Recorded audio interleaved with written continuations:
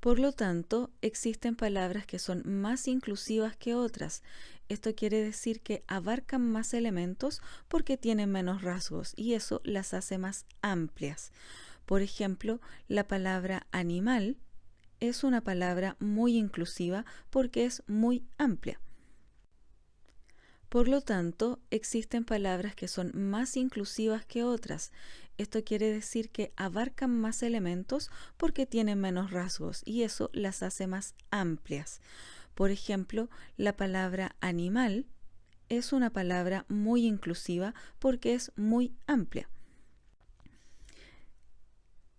Y va a haber otras palabras que tienen más rasgos semánticos porque tienen significados más específicos y por lo tanto son menos inclusivas. Es lo que ocurre, por ejemplo, con angora, pensando en un tipo de gato, o dálmata, pensando en un tipo de perro. Esto nos lleva a la existencia de hiperónimos e hipónimos. Un hiperónimo es aquella palabra más inclusiva porque tiene menos rasgos y que va a contener a las palabras que tienen más rasgos y por lo tanto tienen significados más específicos, los hipónimos. De este modo, animal es hiperónimo de gato, perro, caballo y otras palabras más, mientras que gato, perro, caballo y todas las demás son hipónimos de animal. Perro va a ser hiperónimo de dálmata, pastor alemán, chihuahua y algunos otros, pero dálmata va a ser hipónimo de perro. Por lo tanto, la relación que existe entre las palabras se puede expresar en términos de jerarquías entre las palabras más inclusivas, los hiperónimos, y las palabras menos inclusivas que corresponden a los hipónimos. Además de las relaciones de jerarquía que establecen los hipónimos y los hiperónimos, las palabras, de acuerdo a su significado, pueden establecer otro tipo de relaciones semánticas. Las conocemos como sinónimos y antónimos, o relaciones de sinonimia y antonimia. De lo que sabemos, un sinónimo es una palabra que tiene el mismo significado de otra, aunque no comparten 100% el significado. Eso nunca se da en las lenguas. Lo que se da es que hay palabras que comparten de manera parcial el significado. Por ejemplo, chico pequeño, tomar beber o tener poseer. Uno puede, por ejemplo, tener un auto, tener una mascota, tener un hijo, pero se puede poseer un auto, se puede poseer o tener una casa. Poseer una mascota ya puede ser un poco discutible. Poseer un hijo quizá a la mayoría, si es que no a todos los hablantes, les parecería un poco extraño. Por lo tanto, si fueran sinónimos que compartieran el 100% del significado, las palabras podrían intercambiarse siempre, pero no es así. Solo se pueden intercambiar en determinados contextos y eso hace que el significado sea parcialmente similar, no es idéntico. Los antónimos son palabras con significado opuesto, pero existen diferentes tipos de oposiciones. Son sinónimas las palabras chico pequeño, tomar beber, tener poseer. Tomemos solo uno de estos pares, el par tener poseer. A nadie le parecería extraño que otra persona dijera que tiene una casa, que tiene un auto, que tiene un hijo o que tiene una mascota. Sin embargo, con poseer no ocurre lo mismo. Se puede decir poseo una casa, poseo un auto, poseo una mascota puede ser discutible.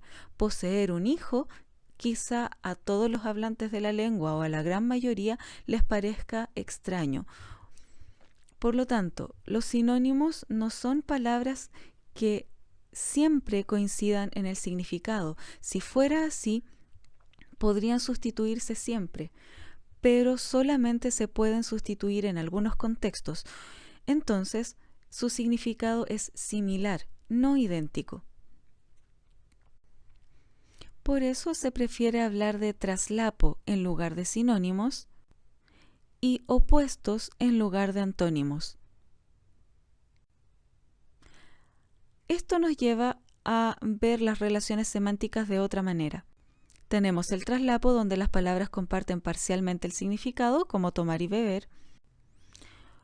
La complementación, donde hay palabras con significados opuestos y, por lo tanto, puede haber tres tipos de complementación. La complementación por oposición, donde los significados son totalmente diferentes y por lo tanto toda la realidad puede clasificarse en uno de esos dos conceptos, como vivo o muerto. La complementación por reversión, donde una palabra deshace el significado de la otra, por ejemplo, contratar y despedir. Solamente se puede despedir si previamente ha sucedido la acción de contratar, por lo tanto, se deshace lo que se hizo.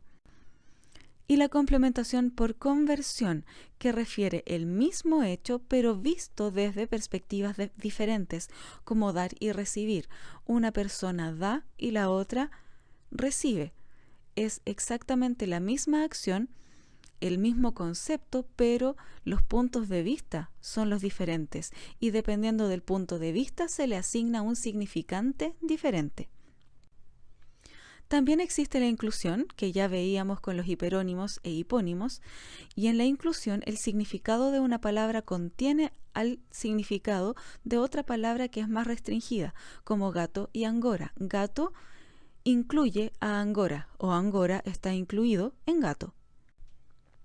La contigüidad, que corresponde a palabras que tienen la misma jerarquía, es decir, comparten el hiperónimo, como gato y perro, ambos son mamíferos o ambos son animales.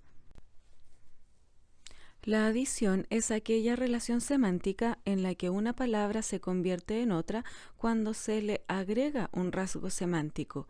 Por ejemplo, madera y leña comparten los mismos rasgos semánticos, solo que leña tiene un rasgo adicional que correspondería al ser combustible, es decir, que puede servir para quemar, mientras que madera no tiene necesariamente esa característica, no es una característica lógica. Y por último, la sustitución es aquella relación semántica en la que una palabra se convierte en otra cuando se cambia un rasgo semántico. Por ejemplo, entre burro y mula existen los mismos rasgos, los mismos semas, las mismas características. Sin embargo, burro tiene como componente el ser fértil, mientras que mula tiene como componente es el ser infértil. Por lo tanto, la diferencia entre burro y mula está dada por la sustitución del rasgo fértil por el rasgo infértil. Además de que el léxico pueda ser organizado de acuerdo a los rasgos en campos semánticos, dependiendo de las características que comparte el significado de cada palabra, el léxico también puede ser organizado en prototipos. Pero antes de ver qué es un prototipo, me gustaría que pensaras rápidamente en las tres primeras frutas que vengan a tu mente. ¿Las tienes? Guárdalas para después.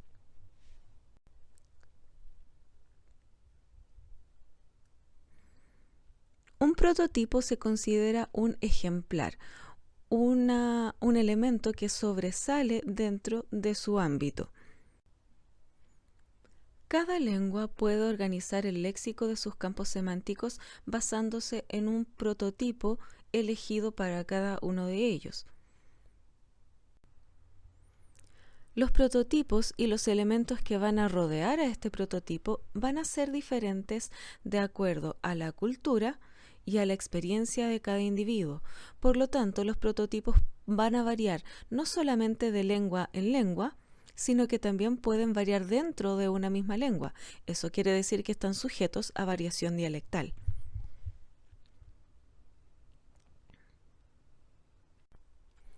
Un ejemplo de prototipo es la manzana. Quizá es la primera fruta en la que pensaste o una de las tres frutas que pensaste cuando te pedí que pensaras en frutas. Eso quiere decir que para ti La manzana es la fruta prototípica, así como para la mayoría de los hablantes de español.